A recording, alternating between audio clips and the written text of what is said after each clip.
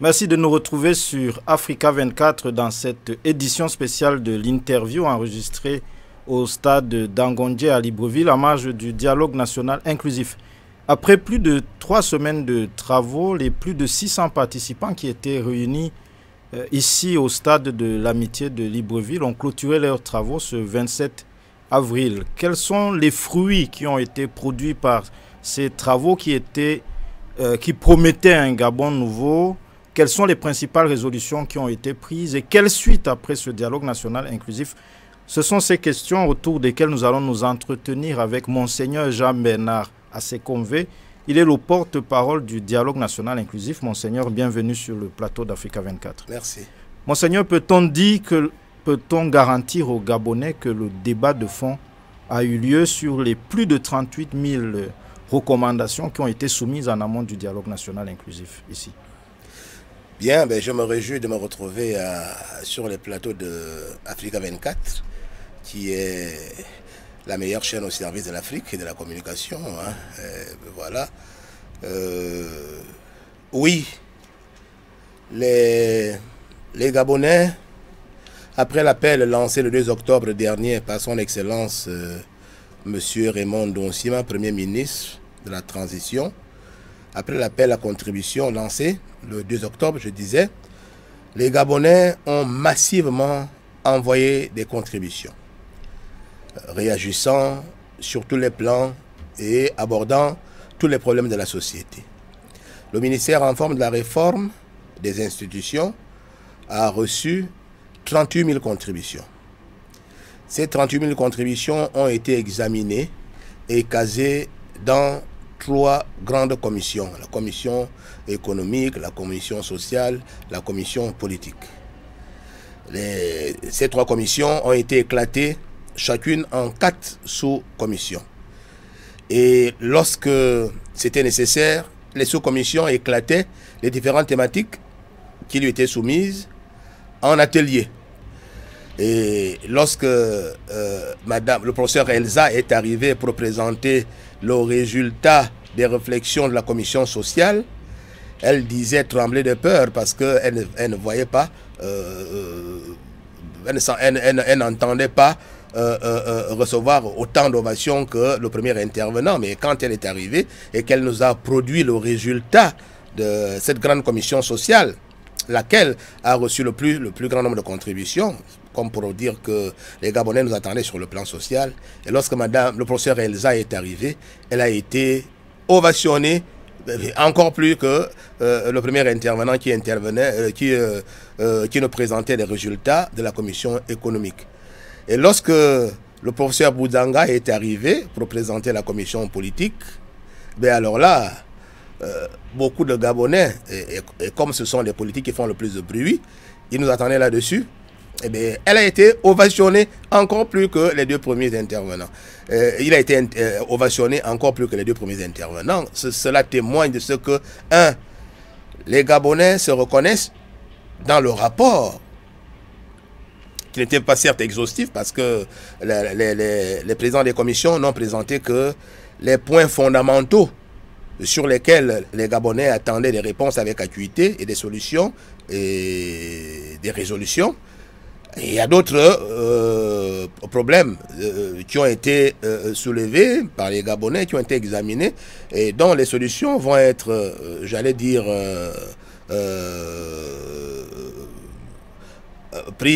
reçues avec beaucoup de plaisir par les Gabonais. Donc voilà.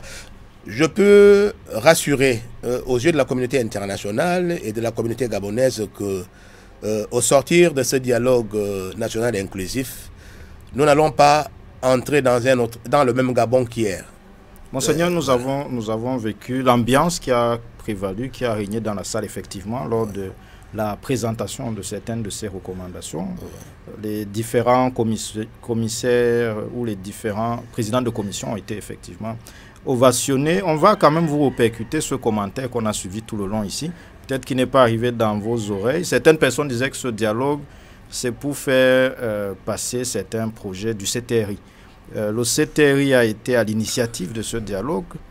La présidence a été confiée à l'archevêque émérite de Libreville, Monseigneur Ibaba. L'archevêque actuel. L'archevêque, oui, actuel. Comment vous avez fait pour concilier la vision du CTRI avec les attentes des Gabonais? Autrement, est-ce qu'il y a eu des défis éventuels que vous avez eu à faire face? Les attentes du CTRI, exprimées par son chef, le président de la République, son Excellence Brice Clotaire Oligui Nguema, étaient simplement celle de voir les Gabonais s'asseoir enfin sur une même table pour dessiner eux-mêmes la nouvelle maquette de notre pays, le Gabon. C'était la seule ambition du CTRI. Et ils l'ont promis lorsqu'ils ont pris le pouvoir il y a 8 mois, qu'ils allaient organiser au courant mois d'avril un dialogue pour que les Gabonais enfin arrivent à s'asseoir, à se regarder en face, à se parler et à décider d'eux-mêmes pour qu'ils se reconnaissent dans ce dessin du Gabon qu'ils auront réalisé eux-mêmes. Mais c'était la seule ambition du CTRI. Et le CTRI a donc remis à Monseigneur l'archevêque, au bureau du dialogue national inclusif et à l'ensemble des commissaires, des pages blanches sur lesquelles il fallait écrire la nouvelle histoire de notre pays, le Gabon. Le CTRI ne s'est pas immiscé. Les militaires, lorsqu'ils étaient membres d'une commission, ils étaient obligés d'enlever leur treillis pour se comporter en simple commissaire comme l'ensemble des citoyens gabonais. Donc le CTRI n'a pas imposé un dictat sur une réflexion ou sur une résolution. Le CTRI attendait que les commissaires, s'appuyant sur l'ensemble des 38 000 contributions, produisent l'image d'un nouveau Gabon. Et c'est cette production qu'on va remettre désormais entre les mains du président du CTRI et président de la République, le général Brice Clotaire Oligui Nguema. Alors, s'il faut parler de conciliation, je dis qu'il n'y avait pas d'air d'opposition. Et il n'y avait même pas de position du CTRI à proprement parler. Le CTRI a voulu que les Gabonais eux-mêmes dessinent ce nouveau Gabon et c'est ce que nous avons fait. Et vous avez travaillé sans pression, c'est ce que vous expliquez. Nous avons travaillé sans pression et je puis vous assurer que ce qui fait la première marque de réussite et d'authenticité de ce dialogue, c'est son inclusivité. Parce que vous retrouviez assis sur le même banc les commissaires de classes sociales tout à fait différentes, de classes politiques tout à fait différentes. Vous aviez assis sur le même banc un général et un chauffeur de taxi. Ça, je l'ai dit lors d'une autre interview. Vous aviez sur le même banc un ministre et une commerçante du marché. Vous aviez sur le même banc un professeur agrégé d'université avec un habitant de village, un chef de village ou un conseiller municipal. Ils sont assis et cette diversité a fait la richesse de ce dialogue. Et c'est d'ailleurs un des premiers produits de sa réussite. Voilà. Monsieur le porte-parole, le ministre de la réforme des institutions, Madame Muriel Minkwé-Mintsa, qui était également dans le bureau du dialogue national inclusif, dans son allocution à la plénière, elle a dit: le coup de libération du 30 août est venu mettre fin à un régime brutal, liberticide, et j'en passe. Est-ce que la gouvernance du Gabon sous le PDG était si diabolique, si infernale, pour employer des termes du registre religieux? Il faut dire que le PDG est un vieux parti de plus de 50 ans. Mais le PDG, qui sûrement à l'origine était pur et limpide, c'est malheureusement sali, comme le ferait toute rivière. Vous savez, toutes les rivières à la source sont limpides, propres. Mais traversant villes et villages, on y jette des ordures et elles se salissent. C'est comme ça les rivières et c'est comme ça aussi les associations humaines. Le PDG, qui est un parti politique, avait sûrement de bonnes et de belles ambitions à l'origine. Il a aussi connu des jours heureux où il était ovationné, notamment lorsque le président Omar Bongo promulguait l'unité nationale, lorsqu'il prônait l'unité de tous les fils du Gabon. On a connu à l'époque du parti unique un Gabon prospère. Moi je suis quelqu'un, je suis né au Gabon, j'ai étudié au Gabon, j'ai connu une jeunesse, j'allais dire, très belle. J'ai connu un beau Gabon, j'ai connu une belle capitale, Libreville, où on pouvait on pouvait habiter l'aéroport et apprendre dans les PK à Mélène. On prenait les bus aux frais de l'État. J'ai connu une vie d'étudiant, je vous assure, aisée. Parce que non seulement les étudiants, ceux qui ont fait l'université, ceux de ma génération, qui ont connu l'université Omar Bongo, savent qu'on n'avait pas envie de sortir du Gabon. Parce qu'à l'université Omar Bongo, nous avions des Européens, on avait beaucoup de nationalités africaines, beaucoup de nos frères qui venaient là parce que l'université était une université de référence. On avait de bons professeurs et les vices d'aujourd'hui, on ne les connaissait pas. C'était sous le PDG, tout cela. Libreville était une belle ville. Très propre, convivial, il n'y avait pas d'insécurité. Nous qui habitions les sous-quartiers et qui étions de familles très modestes, on venait au boulevard Triomphal nous asseoir sous les lampadaires et étudier en toute quiétude, à des heures indues. Et on retournait à la maison parce que c'est pas tout le monde qui avait l'électricité. On était inquiet de rien. Tout cela, c'était sous le PDG. Donc, mais il s'avère, et ça les Gabonais en portent les stigmates, il s'avère que depuis la mort du président Omar Bongo et l'accession à la magistrature suprême de son fils, mon frère Ali Bongo Ondimba, tout a changé et basculé. Et le Gabonais qui était fier d'être Gabonais et qui aimait bien resté dans son pays, a commencé à s'expatrier. On parle même d'exilé politique, on parle de... Et puis, le Gabonais a commencé à se sentir étranger chez lui. Et puis, le Gabonais a commencé à se faire arracher les terres chez lui. Et puis, on a décidé que la fonction publique ne recrutait plus. Pendant 8 années, les enfants apprenaient, ils obtenaient des diplômes et ne pouvaient pas avoir d'emploi. Au point où nous avons aujourd'hui un taux de chômage de plus de 30%. Toutes ces accumulations, c'est comme le disait tout à l'heure le professeur Zomo Gabriel, tous les indicateurs étaient au rouge. Indicateurs sociaux, indicateurs économiques, indicateurs politiques. Et lorsqu'il arrive que ces 3 indicateurs sont au rouge, la société est au bord de l'explosion. Où on embrasse, où on a le terrorisme, où on atteint une insécurité grave, ou alors il y a la guerre civile. Et on était arrivé à ce point-là. Et voilà donc, lorsque les militaires arrivent, d'ailleurs, quelques minutes avant le coup des militaires, lorsqu'on nous a annoncé la réélection de M. Ali Bongo Ondimba, beaucoup de Gabonais étaient prêts à se donner la mort. Alors donc, lorsque Madame le ministre a parlé d'un régime monstrueux et tel qu'elle a défini avec ses propres termes, c'est ce que pense l'ensemble des Gabonais. Et ce n'est pas d'elle. Même l'ensemble des contributions portaient les stigmates de cette horreur que les Gabonais ont vécu de 2009 à 2023. C'est ce basculement qui a été sanctionné ou qui a justifié le renversement du régime du 30 août. C'est justement pourquoi les militaires ont trouvé que, au lieu de continuer à massacrer les Gabonais, il fallait renverser ce régime et restaurer les institutions et la République. Monseigneur, je vous propose de marquer une courte pause. Nous revenons dans un moment pour la deuxième partie de cette interview consacrée au bilan du dialogue national inclusif avec Monseigneur Jean-Bernard Assekonve, le porte-parole de ce dialogue. A tout de suite.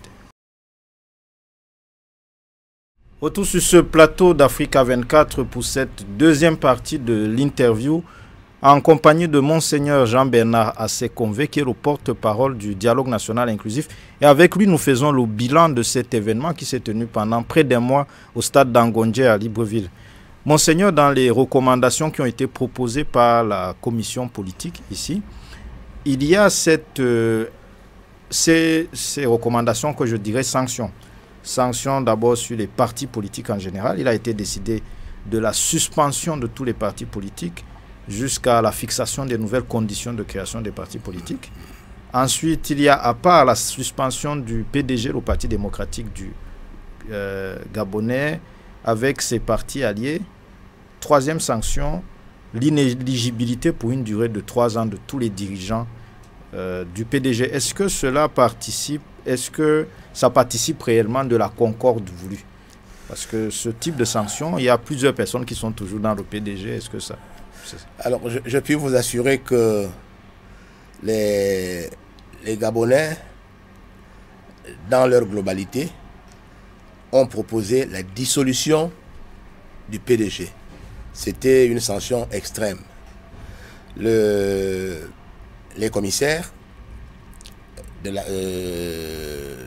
abordant la thématique, ont voulu entériner cette décision et finalement, et la commission et le bureau du dialogue national inclusif, nous avons trouvé que la sanction était vraiment extrême et qu'il fallait laisser à ces Gabonais, nos frères et sœurs, membres de cette parti politique, de se refaire une peau neuve. Donc c'est une retraite, comme on le dirait à l'église, hein, une retraite spirituelle pour que les uns et les autres aient le temps de la contrition, de leur examen de conscience et de se refaire bonne conscience pour enfin réintégrer les affaires politiques au Gabon. Non, la sanction, elle a été proposée par les Gabonais, mais les Gabonais étaient pour la sanction extrême, c'est-à-dire la dissolution. Au lieu de la dissolution, le bureau du dialogue, avec la commission, nous avons retenu plutôt d'interrompre les activités de ce parti pour une durée de 3 ans et de l'inéligibilité, pas de tous les pédégistes, parce qu'il y a nuance, c'est plutôt l'inéligibilité de tous ceux qui ont occupé des hautes fonctions au sein de ce parti, parce que les grandes décisions qui ont mis à mal l'agir social, la vie sociale au Gabon, émanaient de ces Gabonais, membres des grandes instances du PDG. Ça veut dire qu'il n'y aura pas de chasse aux sorciers, aux PDGistes, si on peut dire. Aux PDGistes. À tous les membres du parti. Mais voilà. Alors, les Gabonais ont aussi demandé qu'il y ait, qu'on mette en place une commission justice et vérité.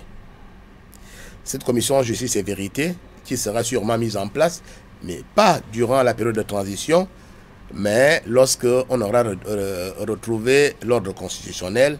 Je pense que cette commission aura pour but de poursuivre, pas seulement les PDGistes, parce qu'il n'y a pas que les PDGistes qui ont fait mal à notre pays. Il y a dans d'autres partis, et même dans la société civile, des amis du mal qui ont participé à la chute du Gabon. Et alors tout ce monde-là aura nécessairement en temps opportun à rendre compte de toutes les exactions commises contre le pays et contre ses fils. Y compris les violences post-électorales de 2009 et 2016. Absolument. Absolument. Mais il y a donc il y a les politiques, en grande partie ceux du PDG, parce que c'était le parti au pouvoir, mais il y a aussi d'autres, des partis d'opposition, qui nécessairement ont encouragé certaines violences, mais il y a aussi les hommes de loi. Par exemple, la Cour constitutionnelle et tous ceux qui ont participé à faire de la justice, une justice partisane, au service d'une famille et non de la société. Monseigneur, quel a été le rôle ou l'intérêt des différents ambassadeurs qu'on a vus tout le long ici? On a envoyé pendant les travaux de commission et la journée du 26 avril en particulier, on a vu une quinzaine de diplomates ici. Pourquoi était-il présent sur ce site? Bien, alors, nous avons voulu que le dialogue, dans son inclusivité, accueille abondamment de journalistes pour communiquer sur le climat qui régnait et sur le fait que il y avait une indépendance de prise de position et qu'il y avait une liberté d'expression. Autant nous avons accepté que les journalistes fassent ce travail, autant nous avons ouvert les portes aux représentations diplomatiques afin qu'elles arrivent ici s'assurer de ce que le dialogue national inclusif se déroulait dans les règles de l'art et qu'il y avait effectivement des discussions ouvertes et que il y avait une indépendance de prise de parole et de présentation d'opinion. Voilà. Donc leur présence était non seulement une marque d'encouragement pour les organisateurs de ce dialogue, mais en même temps, une façon de s'assurer de la bonne tenue de ce dialogue. Mais en même temps, il faut signaler que le groupe de diplomates qui se relayait ici au stade Ngondje durant tout le mois d'avril appartient non pas à toute la classe diplomatique gabonaise, mais plutôt pas à toutes les représentations diplomatiques accréditées au Gabon, mais à ces ambassadeurs qui se sont constitués en amis du Gabon. Parce qu'il y a dans les ambassadeurs, dans les diplomates, un groupe d'amis du Gabon. Donc, ces amis du Gabon, ben, venez donc, vous savez, lorsqu'un ami est en difficulté, poser la main sur l'épaule, c'est encourageant. Et c'est une façon de nous réconforter. Et c'est en même temps une façon de nous dire, nous sommes avec vous dans le processus de régularisation des bonnes mœurs au Gabon, de la démocratie, de la sortie de la crise économique, etc. C'est une façon de nous encourager, de nous assister et de nous dire, nous sommes là, vos amis, et nous vous encourageons à aller de l'avant dans ce processus engagé qui doit faire école en principe s'il est réussi. Monseigneur, sur le chronogramme initial de la transition, tel qu'il avait été présenté par le CTRI, indiquait le retour à l'ordre constitutionnel en août 2025. À la présentation des recommandations, on a indiqué une durée de 2 ans pour la transition, avec une option supplémentaire d'1 année en cas de force majeure. Comment comprendre ces délais? Concrètement, la transition prendra fin quand ici au Gabon? Bien, en principe, le CTRI au pouvoir, depuis le 30 août, depuis le 1er septembre, a imaginé un chronogramme qu'il a déroulé aux yeux de la communauté internationale et aux yeux des Gabonais. Jusqu'à maintenant, ils sont irréprochables dans la mesure où le chronogramme est tenu. Toutes les promesses faites au Gabon sont tenues jusqu'à ce jour. Et nous espérons que alors, il faut que je précise que nous avons été émerveillés, frappés par des propositions des Gabonais. Le gros des recommandations, des propositions des Gabonais demandaient au CTRI de réaliser une transition allant de 5 à 50 ans. Bon, c'était exagéré, mais les militaires ne peuvent pas aller jusque-là parce qu'ils sont tenus aussi par les normes internationales. Ils sont tenus par des promesses qu'ils ont faites et je crois qu'eux-mêmes tiennent à ce que le chronogramme qu'ils nous ont déroulé devant la communauté internationale, devant les Gabonais, soit tenu. Je crois. Mais le dialogue national inclusif leur concède 1 année supplémentaire au cas où ils le trouvaient nécessaire eux-mêmes. Donc, en cas de force majeure, 1 année supplémentaire, ce serait ce que les Gabonais recommandent au CTRI. Mais je ne crois pas qu'ils veulent y aller eux-mêmes jusque-là. Ça veut dire que les 2 années de la durée de la transition, c'est les 2 années à partir d'août 2023. Oui. Jusqu'à août 2025, comme ils ont fixé initialement. Voilà. L'année supplémentaire en cas de force majeure, ça donnerait donc août 2000... jusqu'à août 2026. Éventuellement. Voilà, éventuellement. Monseigneur, quelles sont les prochaines étapes après ce dialogue? Le rapport des recommandations va être présenté au président de la transition le 30. Tout à fait. Quelles seront les étapes qui suivront ensuite? Alors, c'est donc le CTRI qui a convoqué ce dialogue pour que les militaires ne gèrent pas le Gabon seul. Ils veulent gérer le Gabon avec l'ensemble des Gabonais à leur côté. C'est une image forte que nous avons vécue le 30 août au matin. Des militaires dans les chars, assis avec des civils, défilant le long des rues de Libreville. Et c'est cette image forte que les militaires voudraient continuer à avoir aujourd'hui. Avoir autour d'eux l'ensemble des Gabonais. Hommes et femmes, jeunes et adultes, nantis et moins nantis, intellectuels et moins intellectuels. Ils voudraient avoir tous les Gabonais autour d'eux pour la réussite de la transition et pour l'entrée dans une nouvelle ère, une nouvelle république. Alors, après les grandes assises d'Angondje, le président du dialogue national inclusif va remettre au président de la République toutes les conclusions, tous les rapports de notre dialogue.